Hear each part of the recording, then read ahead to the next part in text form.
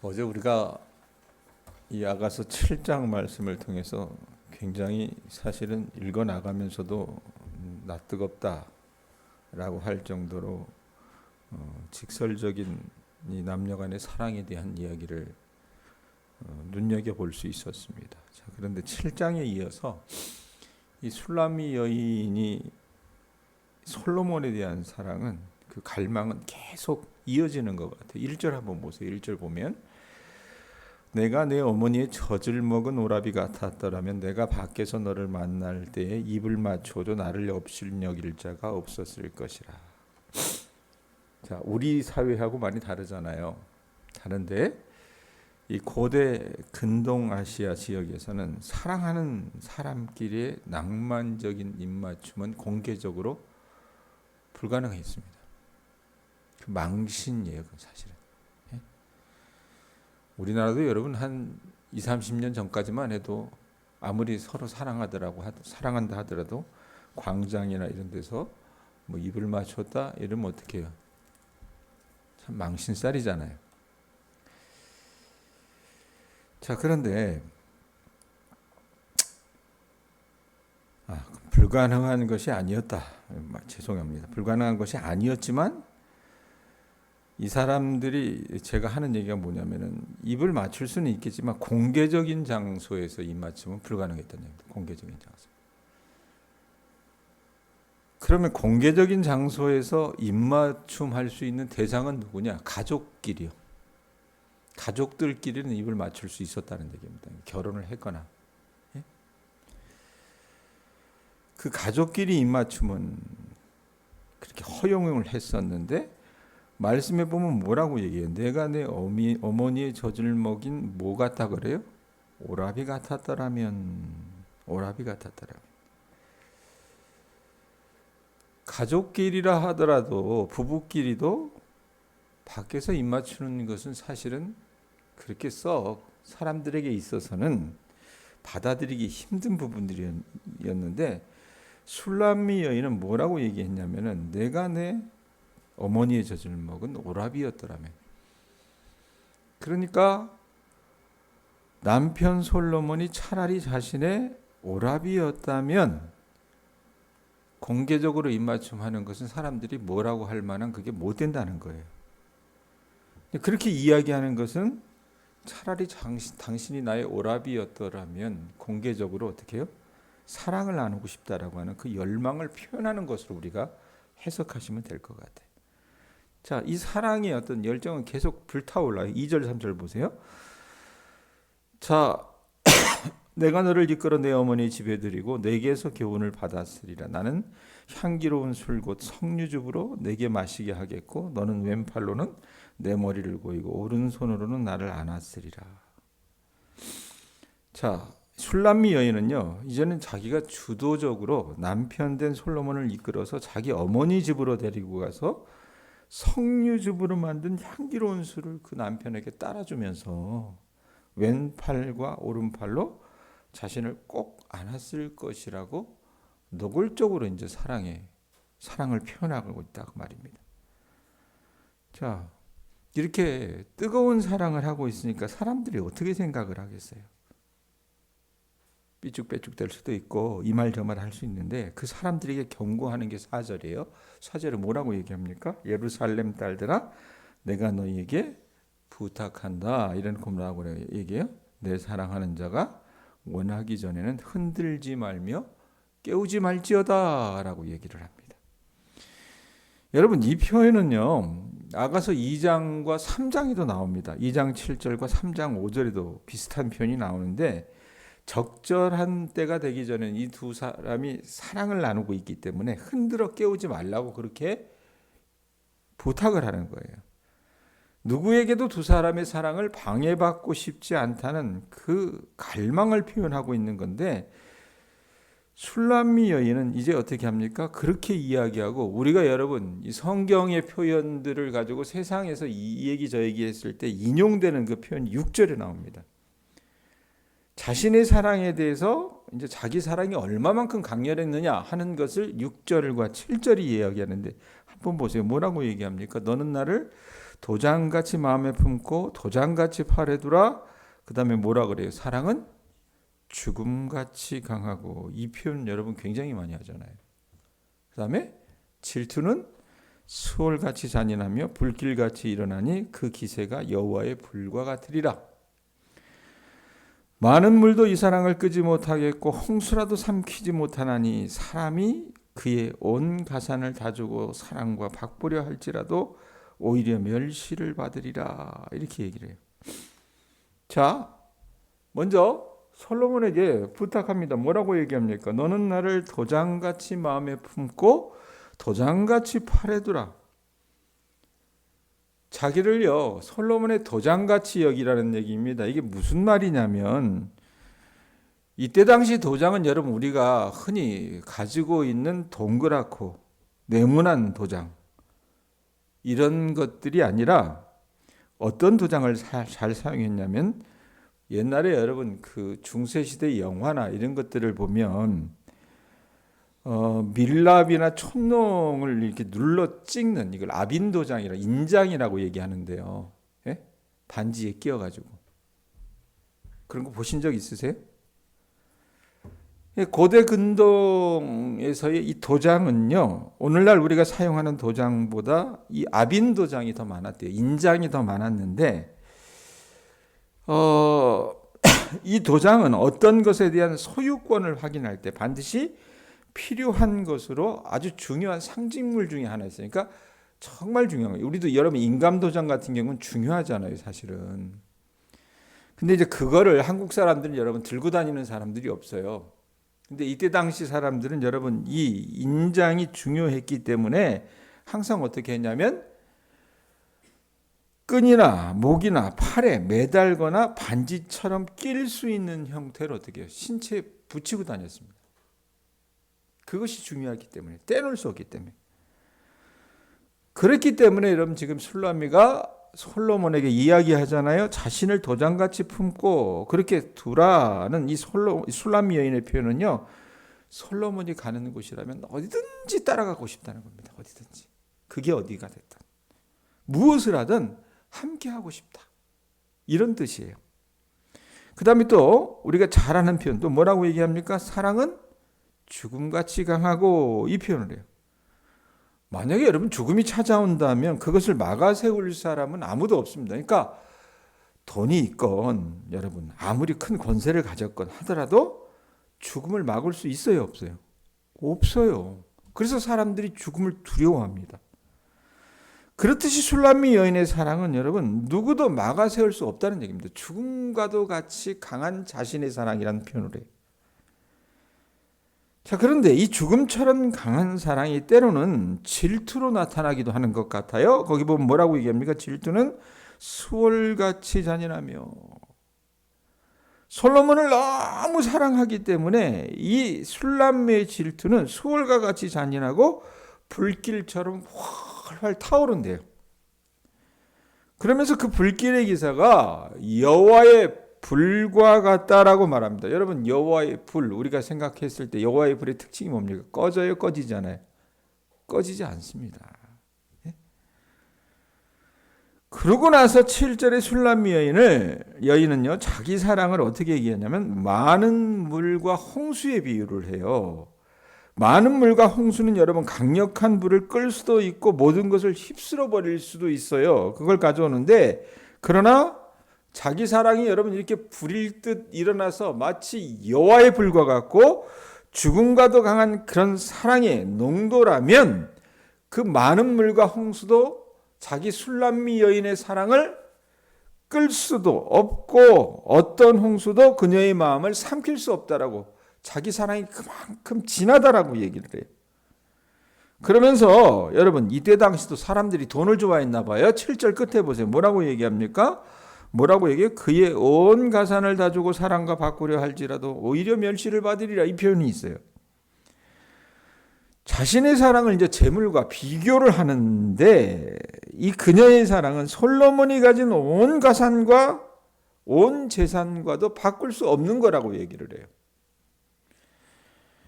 여러분, 솔로몬이 가진 재산은 우리가 얼마가 되는지 아마 상상하고도 남음이 있을 거라고 생각을 해요. 수천조에 이르는 솔로몬의 가장가도 이 술람미의 사랑을 바꿀 수 없다라고요. 그만큼 어떻게 해요? 솔로몬을 뜨겁게 사랑했다는 얘기입니다. 자, 그러고 나서 8절, 9절 보세요. 7절까지는 중간에 여러분 한번 화자가 바뀌긴 하지만 그 부분은 제가 이야기를 안 했어요. 5절 같은 경우는 이야기를 안 했는데 대부분의 이 7절까지는 이야기하는 당사자가 누구겠어요? 술람미 여인이었습니다. 내 사랑이, 솔로몬에 대한 내 사랑이 이만큼 뜨겁고 강렬하다 이 얘기를 했는데 이제 8절에서 9절 보면은요, 술람미 여인에게서 사람들로 옮겨갑니다. 8절 한번 보세요. 우리에게, 복수잖아요. 우리에게 있는 작은 누이는 아직도 유방이 없구나. 그가 청혼을 받는 날에는 우리가 그를 위하여 무엇을 할까? 그가 성벽이라면 우리는 은망대를 그 위에 세울 것이요, 그가 문이라면 우리는 백향목 판자로 두르리라. 이렇게 이야기를 해요. 자, 술람미 여인의 여러분 가족이 있었습니다. 오빠들이 있었어요. 우리가 1장 가지고 나눌 때도 이 오빠들이 술람미 여인을 어떻게 해요?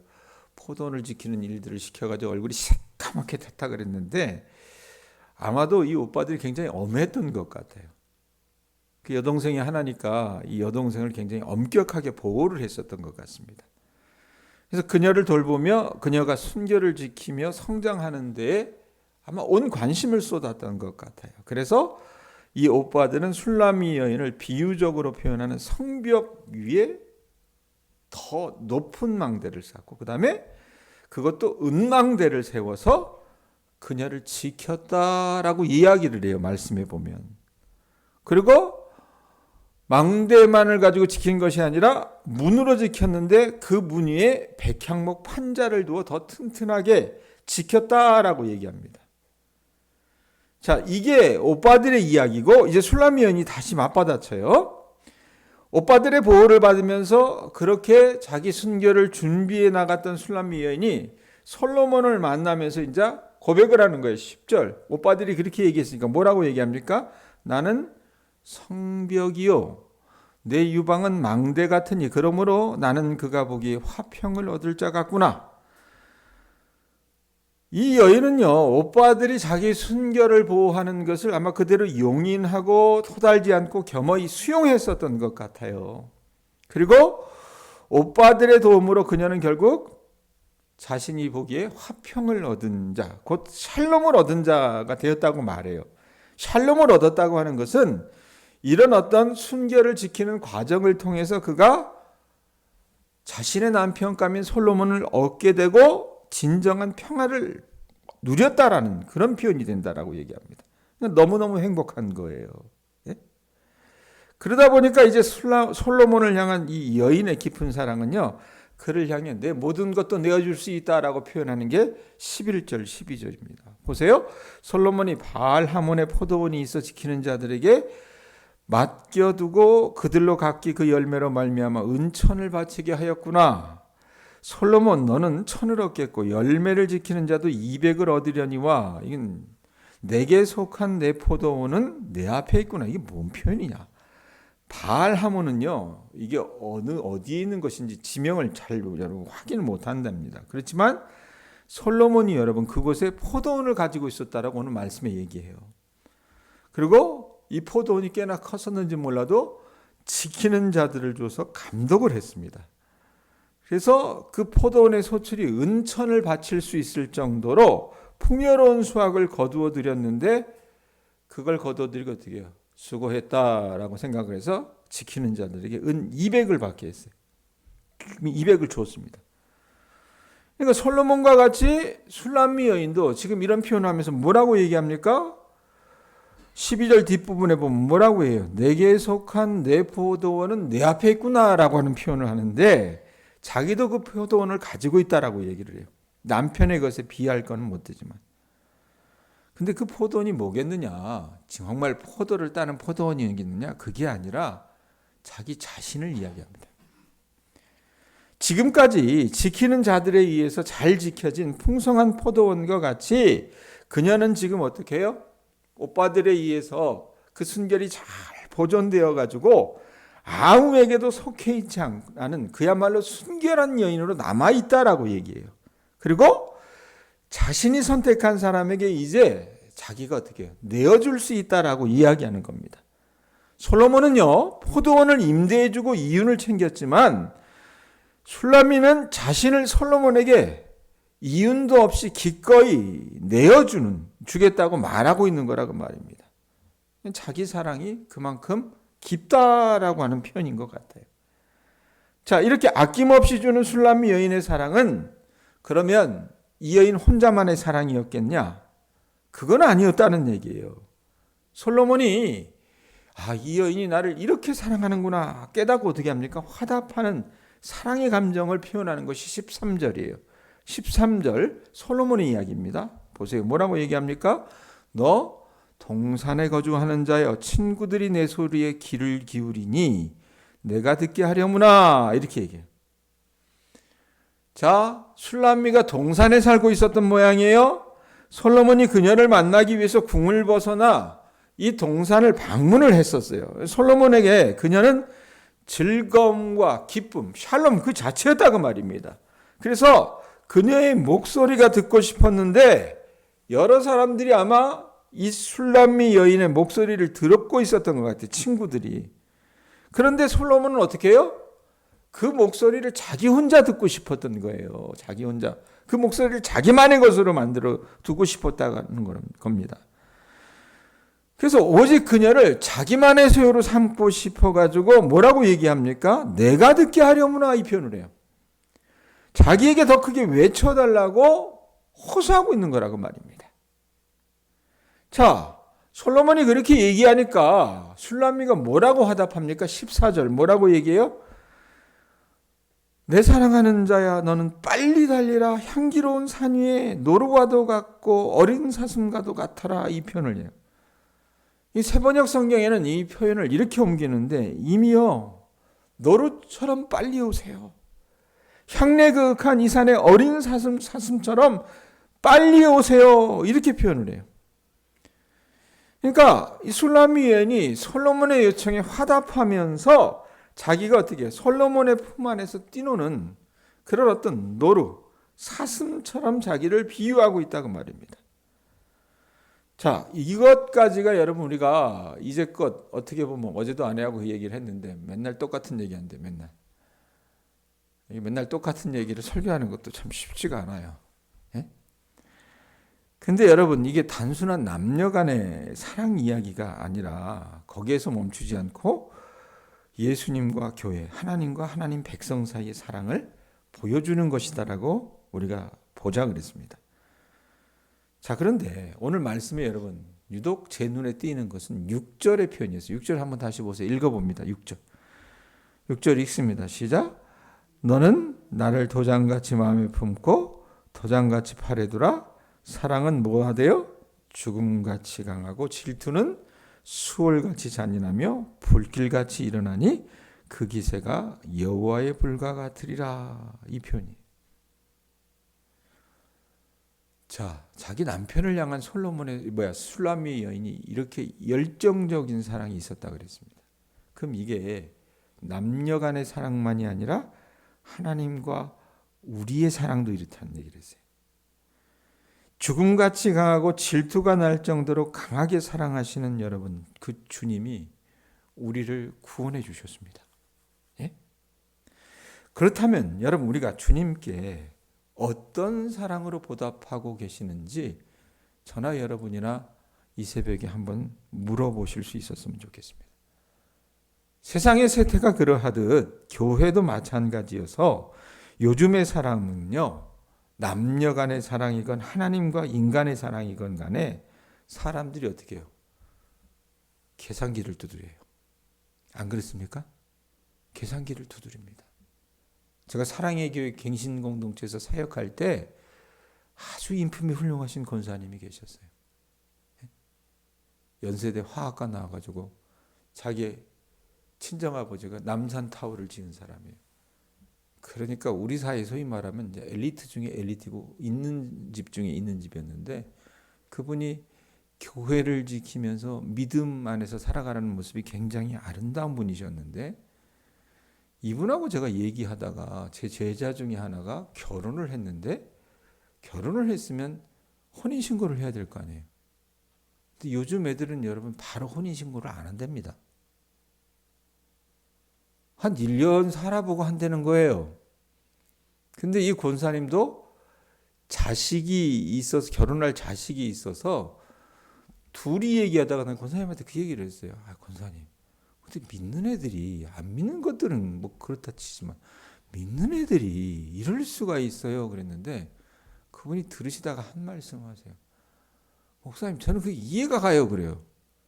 그래서 내가 에? 그랬더니 하시는 말씀이 그 며느리가 자기 아들이 있는데 며느리로 들어오는 애를 제가 어떻게 믿을 수 있겠습니까? 그래서 한 1년 살아보게 하고 얘가 정말 우리 아들하고 살만한 그런 애가 된다 생각하면 혼인도 시키고 혼인신고도 하고 그리고 뭐 아파트도 사주고 이럴 수 있을 거란 얘기를.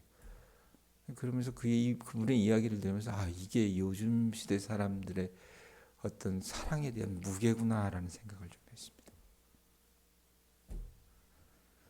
자, 남녀 간의 사랑만 그런 게 아니에요, 여러분. 우리와 하나님의 사랑은 어떤지 보실 수 있었으면 좋겠어요.